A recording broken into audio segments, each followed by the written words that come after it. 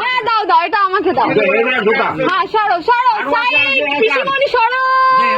আরে ভগবানা, কি করি ভিডিওতে তুই দেখিস। এটা আমাদের ঘর ধরার টাকা। বলো গেস কর কত আছে। উনি হ্যাঁ 1 2 3 4 ভাবছে মাংস, দেখছে রসুন। কি অবস্থা, তুই ঠকছিস। আমি শুরু করি, আমি লঙ্কা খাইছি। সাবাস, ওকে লঙ্কার জন্য নোবেল দেওয়া হবে। আরে ফটাফট কর, ফটাফট, কত টাইম লাগে না। আমি আর মাছ খাই বের হতে চাই না।